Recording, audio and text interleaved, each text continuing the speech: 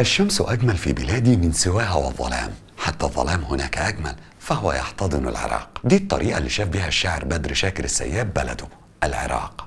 في دول ناشئة بتحاول تثبت نفسها وتكون في الصدارة، وفي دول تانية بتجهز نفسها عشان تقود العالم، وفي دول بتقود العالم فعلا، وده مش عيب على فكرة، ده حقهم تماما.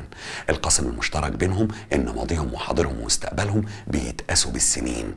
الدول دي مهما كبرت او صغرت حاضرها ومستقبلها بالنسبة لبلاد تانية زي العراق جزء من مرحلة، مش حتى جزء من التاريخ، لان تاريخها بيتقاس بآلاف السنين وهم عارفين ده كويس.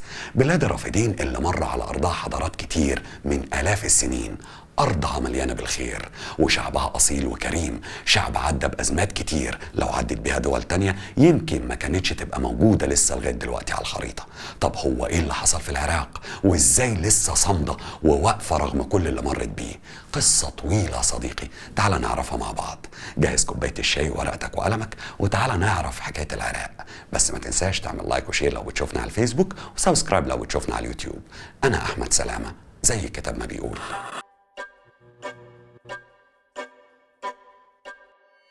عشان تفهم اللي بيحصل في العراق لازم الأول تعرف مين هو العراق. دولة العراق يا صديقي موجودة في قارة آسيا، وليها 6 جيران، تركيا من الشمال وإيران من الشرق والسعودية من الجنوب، الكويت من الجنوب الشرقي واللي بتطل منه العراق على الخليج العربي، ومن الغرب عندك سوريا والأردن. واللي بيميز أرض العراق إنها متنوعة جدا، ما بين صحاري صخرية ورملية وجبال وتلال وسهول، ده غير طبعا دلتا النهرين دجلة والفرات، ومناطق زراعية واسعة كانت بتعتبر من أكتر المناطق خصوبة في العالم. كمان فيها ثروات طبيعية كبيرة، عندك مثلا انها بتحتل المركز الخامس عالميا في احتياطيات البترول، ده غير الغاز والمعادن التانية زي الفوسفات والكبريت، وعد زي ما انت عايز يا محترم.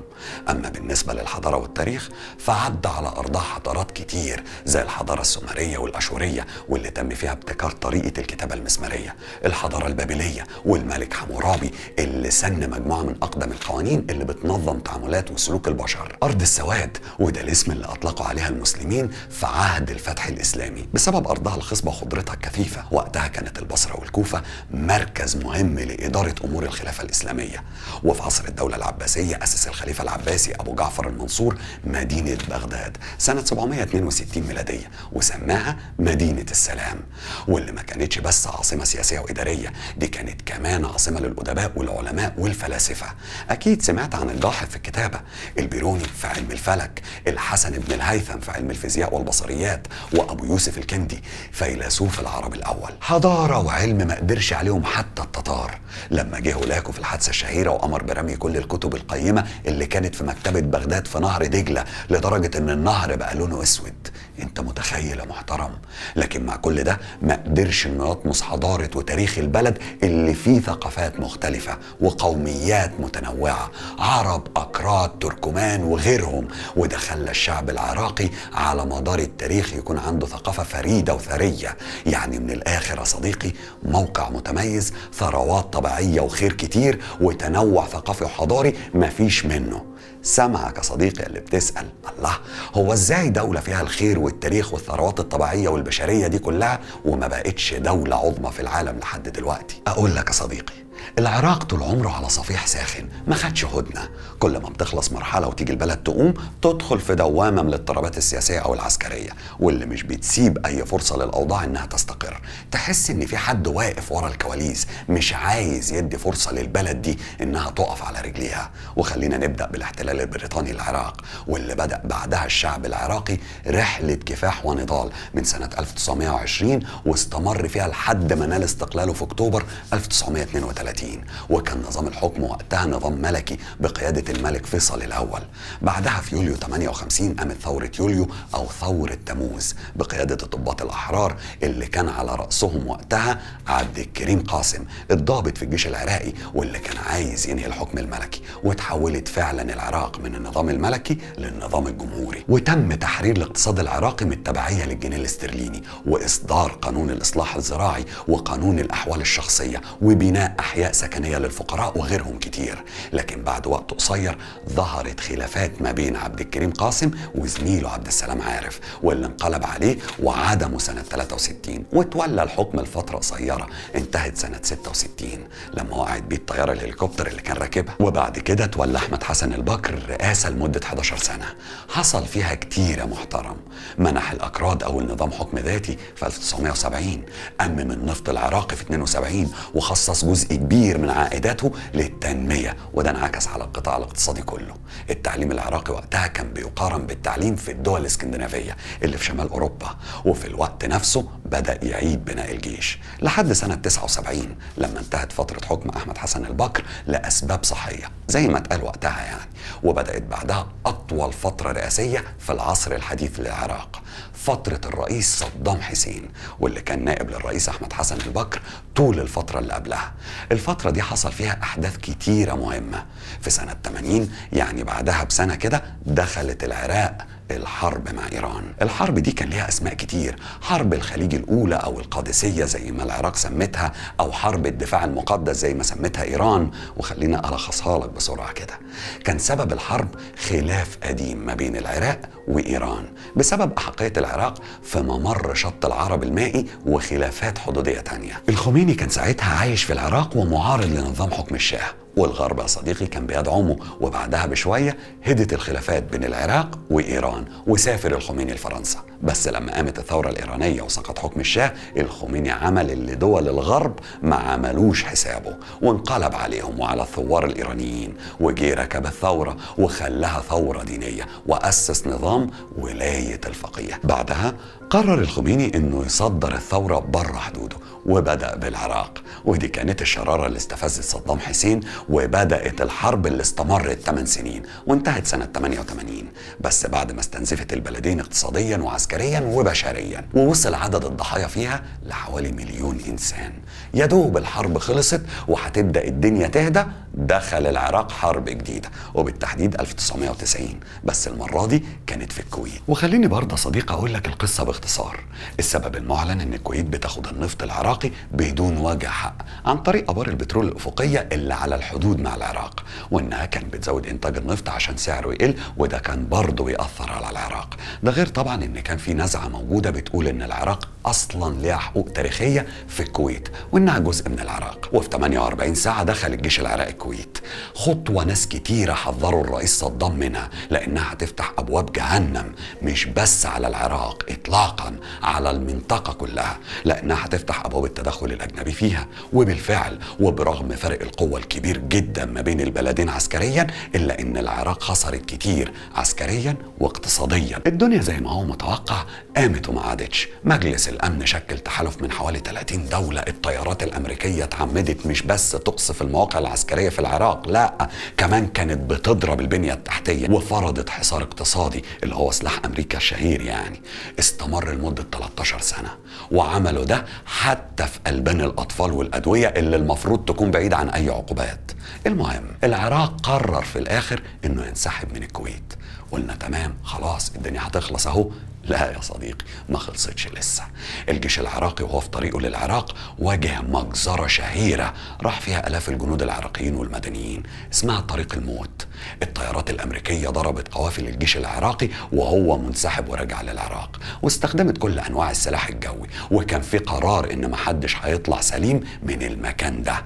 أكتر من 2000 عربية حربية تساوت بالأرض، واتحرق آلاف الجنود وانتشرت أشلاءهم على طول الطريق. والرأي العام العالمي والأمريكي وقتها استنكر الموضوع، وإن الجيش العراقي كان بينسحب. بتضربه ليه؟ ساعتها الرئيس الأمريكي جورج بوش الأب، وركز معايا عشان ابنه لسه جاي معانا في الطريق، قال لك ده كان دفاع عن النفس وعدت عادي على فكرة، ولا حقوق إنسان ولا مواثيق دولية ولا جرائم حرب ولا حد قال له ازيك حتى. خلص موضوع الكويت كده؟ لا ما خلصش يا صديقي. أمريكا خلاص حطت عينيها على العراق، قررت إن الرئيس صدام ما ينفعش يكمل هناك تاني، وبدأت بسلاحها المعروف الديمقراطية وحقوق الإنسان، وإنهم خايفين على مصلحة الشعب العراقي الغلبان اللي محتاج حد يساعده ويقف جنبه. بعدها حصلت أحداث 11 سبتمبر في أمريكا، واللي أمريكا أعلنت بعدها الحرب على العالم كله، وقالتها صراحة كده اللي مش معانا هيبقى ضدنا، وطلعوا مصطلح الحرب على الإرهاب، وبقى حجة جديدة يدخلوا بيها أي حتة ويعملوا أي حاجة تيجي في مصلحتهم، سواء عشان يدعموا شعبيتهم وإنهم بياخدوا حق الضحايا ويبانوا أقوياء، أو عشان مكاسب تانية على المستوى السياسي والاقتصادي والعسكري. رئيس أمريكا في الوقت ده كان جورج بوش الابن. مش قلت لك يا محترم جاي معانا لسه قدام؟ تحس إن عيلة بوش كلها ما وراهاش غير العراق. بوش الابن فجأة قال لك الحق، ده العراق مش بس ما فيهاش ديمقراطية، لا ده فيها أسلحة نووية. والإعلام الأمريكي اشتغل وقعد يسوق للموضوع ويعمل حشد شعبي في الشارع اللي كان مؤهل نفسيا أساسا بعد 11 سبتمبر إنه يصدق أي حاجة. بس بالنسبة لبوش القصة كلها كانت تتلخص في كلمتين: إزاحة صدام وبترول العراق. وبدأ يعمل تحالف وخد معاه بريطانيا ودول تانية، وطلع على مجلس الأمن اللي كان منقسم ساعتها عشان يطلع قرار إنه يدخل العراق. وقال لك سواء مجلس الأمن وافق أو رفض احنا داخلين.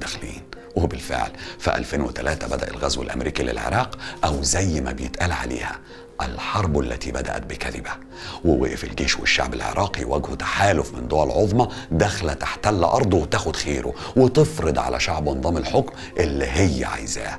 وفضل يقاوم ببسالة لدرجة إن الجنود الأمريكان كانوا بيخافوا يطلعوا دماغهم من المدرعة. لكن أمريكا في الآخر قدرت تدخل، طبعا باستخدامها لترسانتها من سلاح الطيران والصواريخ اللي كانوا بيضربوها في كل حتة، لا فارق مدنيين ولا عسكريين ولا أي حاجة، لدرجة إنها كانت بتجرب أسلحتها الجديدة اللي ما استخدموهاش على أي مسرح عمليات. وفجأة صديقي اتغير شكل العراق، البنية التحتية اتهدمت وتم حل الجيش ومسكوا البلد. بعدها بفترة اتقبض على الرئيس صدام حسين وتحول للمحاكمة. بوش كان أهم حاجة عنده إنه يكسر صورة صدام كقائد عربي، من أول لحظة القبض عليه لحد المحاكمة ولحظة الإعدام اللي قرروا إنها تكون موجودة يوم عيد الأضحى الصبح. أنت واخد بالك يا محترم؟ لكن الرئيس صدام ما ادالهمش الفرصة، دايما كان واقف راجل. ويوم إعدامه لما سأله الضابط الأمريكي نفسك في إيه؟ قال له عايز البلطو اللي كنت بلبسه في المحاكمة. ولما سأله ليه؟ قال له الصباح في العراق بارد وأخاف أن أرتجف من البرد فيظن العراقيون أني أخاف الموت. ولو ما تابعتش الكواليس دي أرجوك يا صديقي ادخل واقرا وشوف، لأنك تختلف أو تتفق معاه في سياسته مش هتختلف إنه وقف راجل للنهاية. أمريكا أثناء وجودها في العراق كانت دايما عايزة تبين إن الشعب العراقي هو اللي عايزها. في حادثة شهيرة لما الجيش الأمريكي وقع تمثال صدام حسين اللي في ساحة الفردوس في بغداد، رفع عليه العلم الأمريكي، وبعد دقيقة ونص بالظبط جه تليفون من واشنطن بيقول لقائد الكتيبة الأمريكية يشيل العلم، فشالوا ورفع العلم العراقي على التمثال. اللي هو معرفتكش انا كده يعني؟ الله. طب في سؤال تاني مهم، فين الأسلحة النووية اللي أمريكا بتقول إنها جت عشانها؟ قال لك معلش احنا آسفين، طلع مفيش نوى ولا حاجة. يعني تدخل بلد تحتلها وتهدها وتقتل وتشرد أهلها وتحاكم رئيسها وتعدمه، وبعدين تطلع تقول لا معلش طلع مفيش نوى ولا حاجة والموضوع يعدي كده عادي؟ لا أكيد الموضوع ده ما عداش. يعني أكيد مثلا يعني مجلس الأمن انعقد، أو دول اجتمعت وقالت مش هنسكت، أو بوش بقى مجرم حرب وبيتحاكم في محكمة العدل الدولية. طب مجلس حقوق الإنسان طلع بيان شجب وندد ولا إيه؟ الكونجرس حاكم بوش؟ لا يا صديقي، ولا أي حاجة من دي حصلت. الوحيد اللي اعتذر كان توني بلير رئيس وزراء بريطانيا، وما اعتذرش للشعب العراقي، لا اعتذر للشعب البريطاني على انه دخلهم في حرب كاذبة. طب وامريكا سكتت؟ لا يا صديقي، عملت لنا برضو شوية افلام امريكاني حلوة كده عن احتلال العراق، زي جرين زون وامريكان سنايبر، واللي بتتكلم عن كواليس الحرب وان العراق ما كانش فيها نووي، وان ادارة بوش كانت عارفة الحقيقة قبل ما تدخل، بس كملوا عشان اهداف تانية. والناس اتفرجت وانبسطت وسقفت لبطل الفيلم اللي اكتشف الحقيقة دي، اللي هو امريكاني برضه على فكرة. ده فيلم امريكان سنايبر محترم، خلاك تتعاطف مع القناص الامريكي اللي كان بيقتل العراقيين. طيب ماشي، ما لقيتوش نووي، يبقى اكيد بقى جبتوا لنا الحاجات اللي كنتوا بتسوقوا بيها الحرب زي الديمقراطيه وحقوق الانسان والاستقرار للشعب العراقي والكلام ده كله. حقوق الانسان الامريكيه يا صديقي ظهرت كتير خلال الفتره دي، هتشوفها كويس قوي في سجن ابو غريب اللي ارتكب فيه الجيش الامريكي جرائم بشعه ضد العراقيين، تعذيب واعتداءات جسديه كفيله انها تكون فضيحه ووصمه عار حقيقيه في سجل الامريكان. في مئات المدنيين العراقيين اللي اتقتلوا سواء في الغزو او على حوالي حواجز التفتيش اللي أنشأتها القوات الأمريكية في تاريخ العراق، اللي كان فيه محاولات لطمسه. القوات الأمريكية لما كانت تحب تعمل مقر ليها أو قاعدة عسكرية كانت بتستخدم المتاحف والمواقع الأثرية زي متحف النصرية ومدينة بابل الأثرية. ده غير طبعا أكتر من 15,000 موقع أثري عراقي اتعرضوا للسرقة، زي المتحف الوطني العراقي في بغداد واللي اتعرض لأكبر عملية سرقة في التاريخ. 170,000 قطعة أثرية اتسرقت، وده تم قدام القوات الأمريكية اللي مش بس كانت قريبة من المتحف، لا ده كان ليها قوات في ساحة المتحف نفسه. هتشوف الأمن والاستقرار بس في حماية أمريكا للمؤسسات النفطية والأمنية، أما بخصوص الباقي فكانت بتودي وشها الناحية التانية وتعمل نفسها مش شايفاه. اوعى تكون تعبت مني يا صديقي، الحكاية لسه ما خلصتش. مش واخد بالك ان في حد ما جبناش اسمه؟ حد اسمه اتشهر قوي بقاله كام سنة في الإعلام والأخبار وكل حتة. الله ينور عليك، داعش. أمريكا مش بس هدت الدولة العراقية، لا دي كمان سابتها بيئة خصبة لنمو تنظيمات إرهابية بدأت تتعامل وكأنها دول وعندها دبابات وأسلحة وكل حاجة هي عايزاها.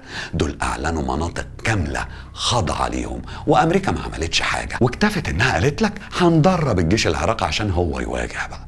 طب ما هو كان واقف وبيواجه من قبلكم وكانت الدولة مستقرة، ما انتوا اللي هدتوه وحلتوه. امال فين الامن والامان اللي دخلتوا تجيبوه للشعب العراقي؟ طب كنتوا اسالوا صدام كان بيدورها ازاي قبل ما تعدموه؟ ما شفناش منكم لا في العراق ولا سوريا ولا ليبيا ولا اليمن وغيرهم غير الفوضى الخلاقه وبس.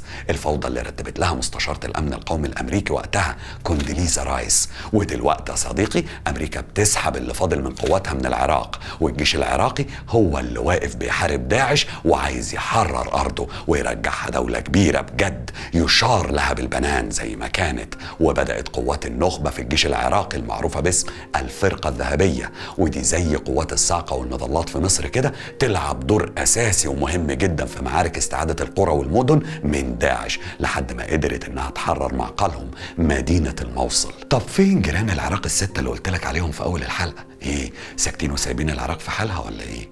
لا أبدا يا صديقي، مفيش دولة بتقع وحد بيسيبها في حالها.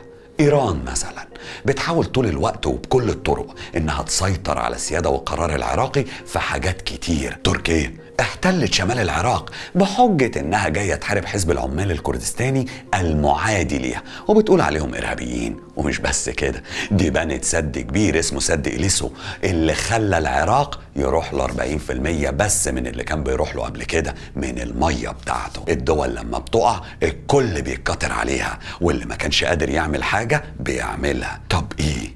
هي قفلت كده يعني؟ لا ابدا، انا بس كنت عايز اثبت لك ان اللي حصل في العراق كتير، ويمكن لو حصل في دول تانية ما كانش زمانها موجودة على الخريطة دلوقتي. انما الشعب العراقي واقف دلوقتي ايد واحدة وبيبدأ صفحة جديدة. حكومة رئيس الوزراء العراقي مصطفى الكاظمي قدرت تاخد ثقة كل كتل البرلمان، ودي حاجة مش سهلة على فكرة في بلد زي العراق فيها قوميات وديانات وطوائف كتير. ورغم ان الحكومة لسه قدامها تحديات كتير الا انه يحسب لها حتى من وجهة نظر المعارضين انها ماشية في طريق التحرر من كل محاولات السيطرة على القرار العراقي وبالذات من إيران.